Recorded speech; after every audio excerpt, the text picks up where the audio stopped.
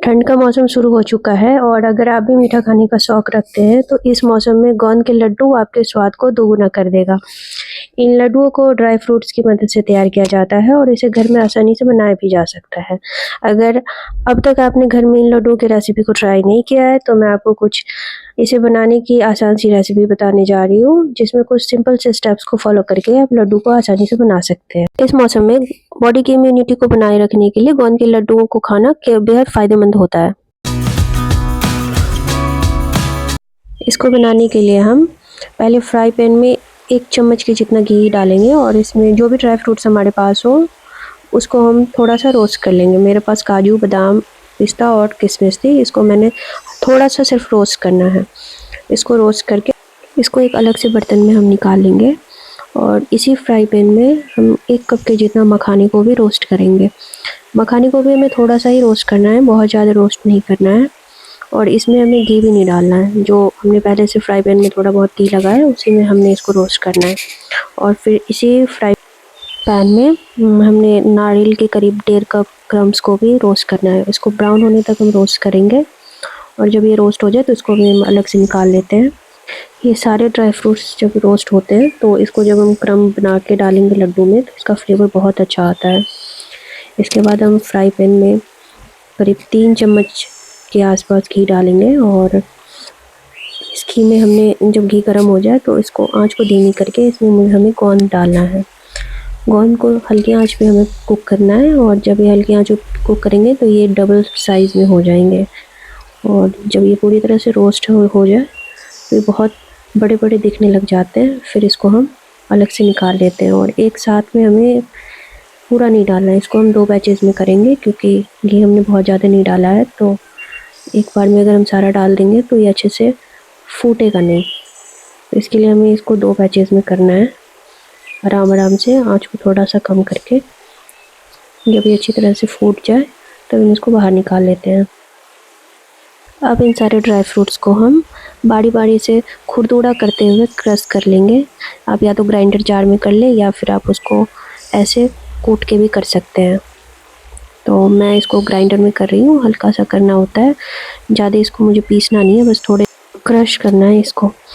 ये जो गोंद मैंने फ्राई किया था इसको भी मुझे थोड़ा सा क्रश करना है। ये भी काफ़ी मोटे होते हैं तो इसको भी मैंने क्रश करके ऐसा कर लिया है।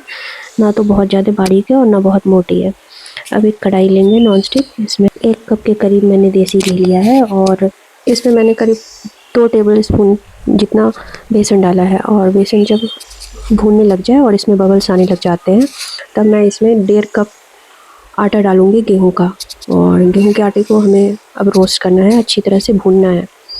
इसको करीब हम 15 से 20 मिनट तक भूनेंगे और अभी मैंने इसमें जितना घी डाला है वो मुझे थोड़ा कम लग रहा है, तो इसमें मैं थोड़ा सा और घी डालूँगी। घी करीब मैं अभी 4 चम्मच के करीब और इसमें डाल रही हूँ क्योंकि मुझे घी थोड़ा कम लग रहा था।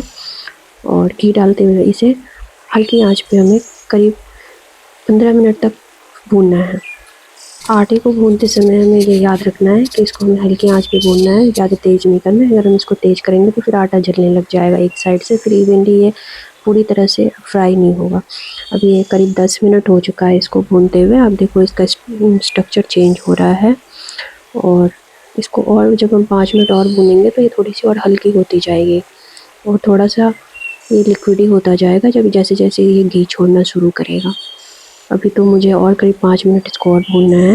ये लड्डू जोड़ों के दर्द के लिए भी बहुत फ़ायदेमंद होता है और ये जोड़ों में जो दर्द होती है, सूजन होती है, वो बिल्कुल ठीक हो जाता है इसको खाने से।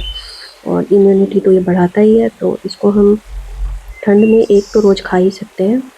देखो आप इसको भूनते हुए करीब 15 से 16 मिनट हो चुके हैं। आप देखो इसकी कंसिस्टेंसी कितनी चेंज हो चुकी है और अब ये बिल्कुल हल्की हो गई है। अभी इसको कंटिन्यूअसली हमें चलाते रहना है। देखो ये बिल्कुल हल्की होती जा रही है। इसको करीब 2 मिनट तक और मैं चलाऊंगी और इसको बस चलाते रहना है, इसको रोकना नहीं है और धीमी आंच पे चलाना है क्योंकि अगर आंच तेज़ रहेगी तो एक साइड से ये जल जाएगा और एक साइड से फिर ये अच्छे से कुक नहीं होगी। तो इसको चलाते रहना है और ऐसे फैला फैला के चलाना है। अब देखो ये कितनी चेंज हो चुकी है।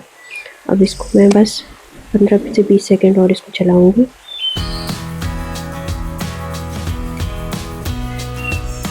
अभी पूरी तरह से कुक हो चुका है। अब मैं गैस को बंद कर देती हूँ और इस कढ़ाई में ही इसको मैं चारों तरफ से ऐसे करके फैला के थोड़ी देर इसको थोड़ी सी मैं ठंडा कर लेती हूँ।